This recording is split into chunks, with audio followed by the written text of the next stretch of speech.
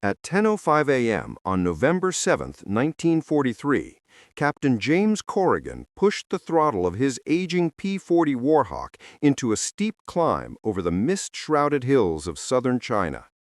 His eyes weren't deceiving him. Emerging from the eastern haze was a formation of 60-plus Japanese aircraft flying relentlessly towards his home, Liangshan Airfield. The 24-year-old pilot from Boise, Idaho, had 38 combat missions under his belt with the 77th Pursuit Squadron, guarding the vital Sky Road supply line. But this morning, fate had left him as the sole defender in the sky. For weeks, enemy raids had ravaged Allied bases, destroying 32 transports and claiming 89 lives on the ground. His plane, Dakota Queen, was armed with 6 50-caliber machine guns, about 15 seconds of total firing time. The enemy armada below consisted of 22 twin-engine Helen bombers, shielded by a cloud of 40 Agile Zero fighters. Intelligence was grim. Unopposed, such a force could achieve a 95% destruction rate. Beneath him, Liangshan housed 18 C-46 transports laden with fuel and ammunition for Chinese forces, a field hospital with 54 patients, and fuel reserves critical for 9 days of operations. If the bombers got through, the Allied supply chain would be severed for a month. The nearest help was 42 minutes away. Corrigan's fuel gauge read full.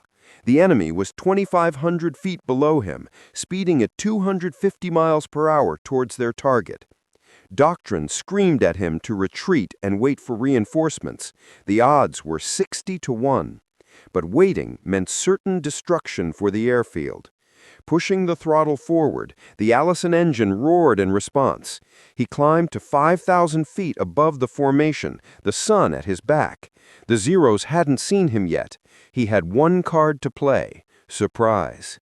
His attack plan was suicidal. Could one man and one plane truly disrupt an entire aerial armada? The answer would be written in fire and metal in the skies above China. Corrigan focused on the lead bomber group, a tight V formation of 6 aircraft. He rolled his Warhawk inverted and pulled into a near-vertical dive. The airspeed needle surged past 350 miles per hour, the engine screaming. The bomber crews, focused on their target, remained oblivious. At 700 yards, he squeezed the trigger. All 6 guns thundered, tracers stitching a line of death towards the lead bomber. Rounds tore into its wing root. A fuel tank ignited, transforming the aircraft into a fiery comet. The tight formation shattered like glass, bombers scattering in panic. He pulled up, crushed by G-forces, just as the swarm of Zeros descended upon him. The Japanese fighters were legendary for their agility, able to outturn any American plane. Corrigan's Warhawk was heavier, faster in a dive, but a sitting duck in a turning battle. The standard tactic was boom and zoom, attack and escape. But escape was not an option.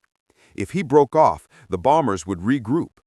He was trapped in a deadly dance with 40 of the Empire's best pilots, forced to fight on their terms. His ammunition counter already showed he had burned through a quarter of his supply. The bombers, though scattered, were still 18 miles from Liangshan. He had maybe 3 minutes to break their will completely. Trapped in a sky full of enemies, with ammunition dwindling and time running out, Corrigan had to become a predator in an arena where he was the prey. The real fight was just beginning. Ignoring the Zeros diving on him, Corrigan shoved the throttle back to the firewall and dove for the bombers a second time. He zeroed in on a Helen struggling to rejoin the formation. A 2-second burst from 400 yards shattered its tail section, sending it spiraling into the jungle below. But the relentless Zeros found their mark. A hail of 7.7mm fire ripped into his Warhawk. The cockpit filled with the smell of smoke and hot metal. A warning light flashed. His engine was overheating critically. At 245 degrees, the liquid-cooled Allison was seizing up. He had to reduce power or lose the engine. Then a catastrophic blow. A cannon shell ripped through his engine cowling, severing a coolant line. A geyser of steam and glycol erupted, obscuring his windshield. The temperature gauge pegged into the red. The engine began to run rough, power fading. He was 12 miles from friendly territory, losing altitude, with a dying engine and a sky full of enemies who knew he was crippled. His plane was falling apart around him. With a failing engine and the airfield still in peril, the mission seemed lost. But giving up meant death or capture. What happened next would defy every rule in the pilot's handbook. The Zeros circled like wolves, holding their fire, waiting for the kill. One slid alongside, the Japanese pilot gesturing for Corrigan to land and surrender. Ignoring him, Corrigan focused on the impossible task of staying airborne. Suddenly, his damaged controls seized. The Warhawk's nose dropped into a dive.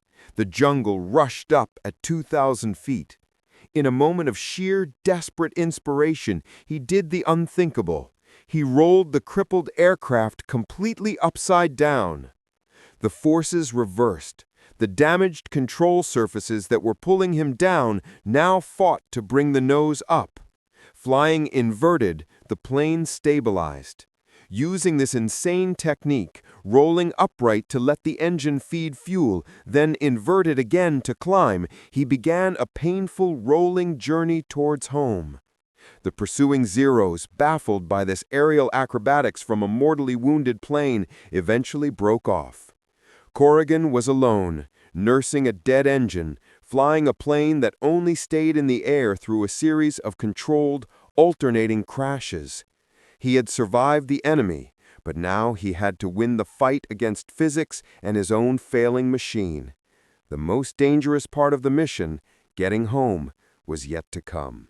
Liangshan Airfield came into view, but his hydraulics were shot. The landing gear wouldn't lower. Using a manual hand pump while fighting the controls, he managed to get the gear down through sheer force of will. Then, a final cruel twist. His engine quit for good 2 miles from the runway. The Dakota Queen was now a 6,000-pound glider. He was going to fall short. Remembering an obscure theory, he rolled the plane inverted one last time, discovering it created less drag. In this bizarre upside-down glide, he extended his range just enough. Witnesses on the ground watched in stunned silence as the smoking Warhawk, landing gear dangling, approached the runway upside down before Corrigan rolled it upright at the last second for a brutal gear-collapsing landing. He climbed out shaken but alive. The mission was a success. Every Japanese bomber had been forced to abort. Not a single bomb fell on Liangshan. He saved the airfield, but what was the true cost? And what became of the pilot who defied impossible odds and rewrote the rules of aerial combat? His story wasn't over yet.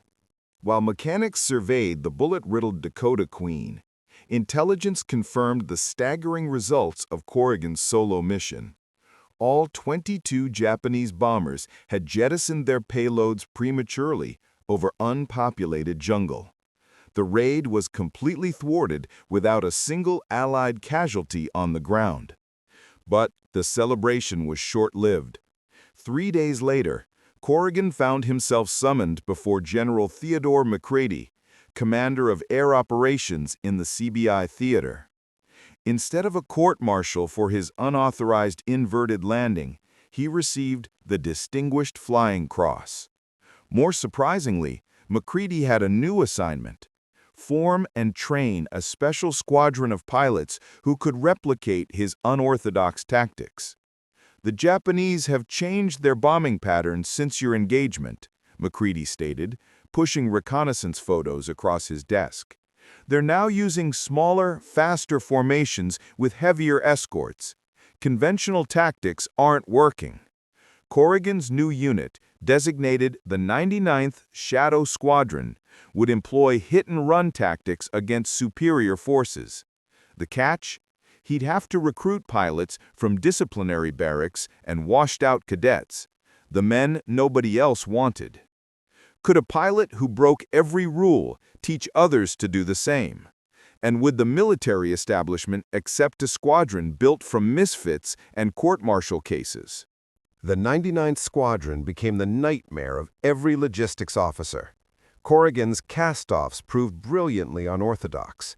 They modified their Warhawks with salvaged parts, developed new dive angles that pushed airframes beyond designed limits, and perfected the rolling scissors maneuver Corrigan had invented during this famous engagement. Within weeks, the Shadows dominated the skies over western China. Their unorthodox methods yielded stunning results. 34 confirmed kills in their first month with only 2 losses. But their success bred resentment among conventional squadrons, who dismissed them as lucky amateurs. The tension came to a head when Colonel Edward Pritchard, commander of the prestigious 45th Fighter Group, publicly challenged the Shadows' methods after they stole a kill from his pilots. "Your circus tricks won't work against the new Japanese fighter groups arriving from Burma," Pritchard warned Corrigan during a tense briefing. "Your luck is about to run out." Intelligence confirmed his warning. The Japanese were deploying new K-84 Frank fighters, aircraft that outperformed the aging Warhawks in every category. Facing superior enemy technology and hostility from his own side, Corrigan would need every bit of his unorthodox genius to keep his squadron alive. The real test was coming. December 14, 1943, exactly 1 month after his solo defense of Liangshan, Corrigan led 12 Warhawks to intercept a formation of new Japanese fighters escorting bombers toward Kunming. What should have been a routine interception turned into a nightmare when twice as many K-84s emerged from cloud cover. The new Japanese fighters were faster, more maneuverable, and better armed. Within minutes, 2 Warhawks were spiraling earthward. Standard tactics were useless. Corrigan's men were fighting for their lives. Remembering his previous desperation, Corrigan radioed a new order. "Shadow Squadron, execute pattern Delta. Everyone invert on my mark." What followed became known as the Kunming Carnival, a whirling, inverted, seemingly chaotic melee that confused the superior Japanese forces. The Shadows flew in ways nobody had ever seen, turning their planes' limitations into advantages. When the smoke cleared, they downed 8 K-84s for the loss of 3 Warhawks, an impossible exchange rate against the new fighters. But the victory came at a terrible personal cost for Corrigan. His wingman and protege, Lieutenant Alex Rourke, failed to return from the engagement. The Shadows had proven themselves against superior technology, but the war was changing. How many more miracles could one squadron pull off? And what secret were the Japanese hiding about their new air strategy? While Allied commands celebrated the Shadows' victory, Corrigan noticed something disturbing in after-action reports. The Japanese weren't just deploying new aircraft, they were testing new tactics. The attacks followed patterns that made no strategic sense unless they were probing for weaknesses in specific sectors. Corrigan took his concerns to General Macready, who revealed a terrifying truth. Intelligence suggested the Japanese were preparing a massive aerial offensive codenamed Operation Dragonwind. Its target wasn't an airfield, it was the hydroelectric dams powering China's wartime industry. "The Shadows are the only unit with the flexibility to counter this," Macready said. "But I can't give you official orders. If you're wrong, the political fallout would end my career." Facing a court-martial if he failed, Corrigan took his squadron on an unauthorized reconnaissance mission deep into Japanese-held territory. What they discovered would change the course of the air war in China. Hidden in a remote valley were over 100 bombers being modified for a specialized mission, carrying massive armor-piercing bombs designed to destroy dams. Now hunted by both the Japanese and his own military police, Corrigan had to stop an attack that would devastate China's war effort. But how could one rogue squadron take on an entire air armada alone? The Shadows embarked on their most dangerous mission yet, a low-level dawn raid on the hidden Japanese airfield. Flying nap of the earth through mountain valleys to avoid detection, they reached the target as ground crews were preparing the specialized bombers for their mission. What followed was 15 minutes of pure chaos. The Shadows strafed the parked aircraft while dodging anti-aircraft fire and scrambling fighters. Corrigan personally destroyed 3 of the modified bombers before a shell shattered his canopy, wounding him with shrapnel.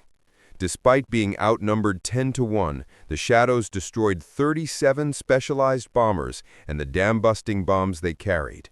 Operation Dragonwind was crippled before it could begin. Bleeding and barely conscious, Corrigan led his surviving pilots home. Waiting for him were not military police, but General McCready with a pardon and a promotion. The intelligence from the raid had proven so valuable that all charges were dropped. The 99th Shadow Squadron continued operations until war's end, becoming one of the most decorated and unorthodox units in the China-Burma-India theater. James Corrigan finished the war with 14 confirmed kills and countless disrupted enemy operations. But the greatest legacy wasn't his medal count. It was proving that sometimes the best way to win is to rewrite the rules entirely.